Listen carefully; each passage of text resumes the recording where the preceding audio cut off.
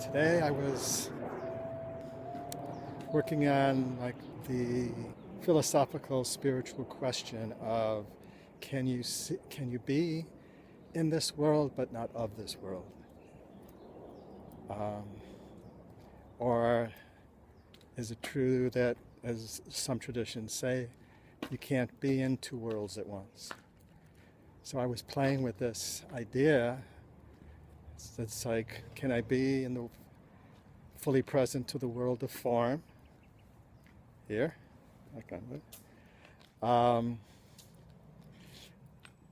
yet coming from that witness, on the verge, on the edge of formlessness. Now that I'm talking, I'm realizing, yes, I can, but yes, we can. But can we be fully in the realm of formlessness and be in this world? I think I'm getting it now. In the Torah, the Old Testament, there is this passage when they're at Mount Sinai that the voice of God comes from the mountain, and the Israelites are warned not to come too close to the mountain because it would destroy them. They would perish. They would just be burned away, because you can't be in the world of form and enter the world of formlessness. And now I'm really thinking this is an interesting kind of pondering, because this week is the Jewish holiday of Shavuot, which is the celebration of Mount Sinai and the receiving of the Torah. So this is very synchronistic. Didn't realize that before. So this idea that if we touch the formless, this world's over. It's gone. Is that literal or figurative? It's like it's an archetype too. So I think it's both and. I mean, we can't truly know the formless until we're out of form. So I think in that sense, it makes sense that yes, you can't be in both worlds at once.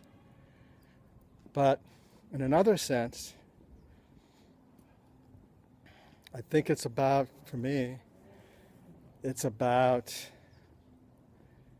my locus of attention cannot be in both worlds. So if I'm coming from the witness on the verge of formlessness, which is like not pure formlessness, but it's close.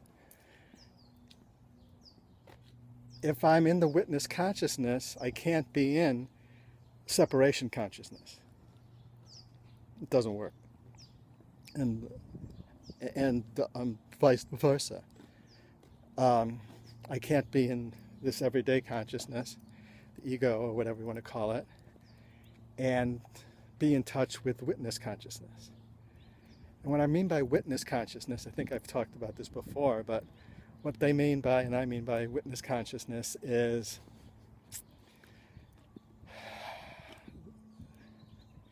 close to what I think a lot of people use the word soul for. So if we look at body, heart, mind, soul, and spirit as kind of this layers of reality, this is the great nest of being. It's part of the perennial philosophy. And now there's a lot of discussion in integral theory about the great nest being mistakenly used as a developmental model. So I'm not using that here. I'm just using it as far as levels of our reality that are happening simultaneously. So the body we all know. Okay, the heart is emotions. So that's kind of, when our attention is fully in our body, we are in embodied consciousness. When our locus of attention is in our heart, it's We're talking about emotion mind. And I think it's interesting, just real quick, I think I talked about this before, that neuroscientists are talking about there's 3 brains now. In our stomach and in our heart, there's also also a neural kind of center that acts like a little brain. And that's connected, interestingly enough. We could see it in how we talk about our gut reaction to something. I feel it in my heart. I think so. We intuitively knew all this. So anyway, emotion mind, and maybe when we're in our bodies fully, we're in our body mind, which is in the gut. Maybe in Aikido, the gut area is called the hara. That's our center of gravity, our center of being in the body, an energetic center. So that all fits. So we could be in embodied consciousness, and we can be in emotion mind, body mind, I guess, the body mind, emotion mind, and then mind, which is, thought. So we're coming from a thought. So we could kind of, I think all of us can relate to times when we're operating out of pure emotion, times when we're in our heads, times when we're in our bodies, fully in our bodies. And then comes the witness, which is above mind in all the models. And the witness is, for me, it's related to soul, how we talk about soul, because it's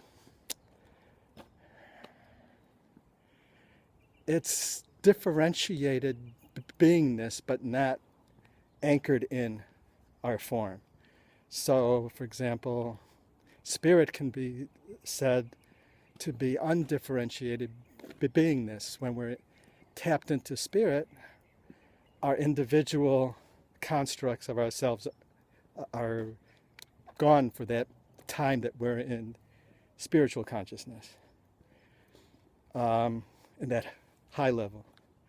When we're in witness, we are aware of our separate self, but it's kind of like a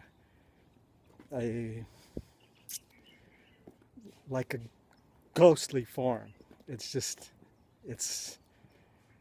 permeable. It's like we could see everyone else.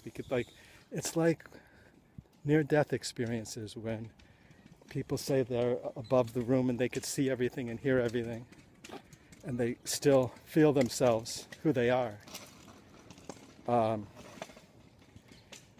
So that is what I call the witness consciousness. And for me, that's related to soul. And then if we go farther beyond that witness consciousness, then we're into, that unitive, non-dual state of being. And there is no separated self in our awareness. Anyway, so that's a long, drawn-out thing. Anyway, so I've been playing with that, and then I did my drawing for the day, and I emptied myself as always, but I started to feel like, oh, this is coming to form, but it's so much like the one I did yesterday. And then I stopped myself and said, let go and let be what it is. Forget the constructs, And then I finished it. And when I finished it, I realized it was like the one yesterday, but in a way, yesterday's drawing, I called the Dharma wheel. And for me, when I did yesterday's drawing, the Dharma wheel, it was a very profound experience. It was one of the strongest experiences I've had of channeling my drawings in some time. It was, as I was doing it, I could feel, I was in witness consciousness in a way, but in creative witness consciousness, which is like a channeling of that creative force. So it feels a little bit differently than standard witness consciousness. And when I finished it and I looked into its center, I went into a deep altered state, a deep witness state. And even now, when I look into its center, it stimulates me in the same way. So I get a really kind of felt sense witness experience from this drawing. And then today's is a similar 8-spoked wheel, which is the Dharma wheel. And I let everything just go and flow and let it come through me. And it, as I was looking at it going, so what is this? What is its name? What is it? And it just, what came to me was it's the Dharma wheel on the edge of form and formlessness. And I look at it and I see it. And I did not have that intention of using this kind of philosophical existential questioning for today and incorporating it in the drawing. I really kind of was not intending that. So it's kind of beautiful that that's what happened, you could say unconsciously. And then I posted it, and one of my friends on Facebook, a dear childhood friend, liked it and said, way cool, and we interacted a little bit, and then she said, you are beyond smart and talented. And I answered back, thank you so much. What did I say? Thank you so much. I'm humbled and honored is what came to me. And then I went for this walk here and I started to think about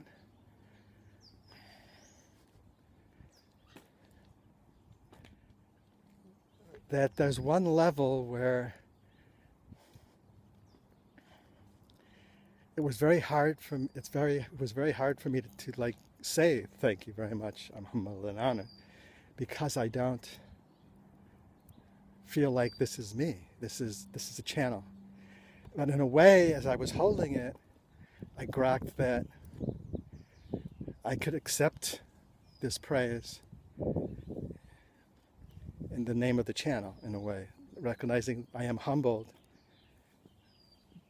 by the whole experience and by them witnessing and mirroring back that this is powerful stuff. And I'm humbled that it's beyond me. And I'm honored to be blessed with this opening channel for that moment, and I'm honored to have it be witnessed. So in a way I can now hold that in a way that feels authentic to me. So that's cool. So anyways, here I am walking pretty much in the world of form, pondering the formless. So, but I'm not there, and that's okay. Maybe that's connected to what the other day I was talking about in Castaneda's work, the teachings of Don Juan, that we grok knowledge, we get knowledge just the last moment before we die, and that's enough. Maybe that's connected to this idea that we can't, once we connect to the formless, we can't go back. Unless you believe in reincarnation. But then we have to go through a whole process. We can't come right back. So perhaps that's connected. Who knows? Okay, so I think this is good. I hope this worked well, better. So we shall see. So, half a namaste. Wait. A full namaste, right? So this one hand you're seeing is in the world of form, but in the formless world, the other hand is there. So namaste. Peace out.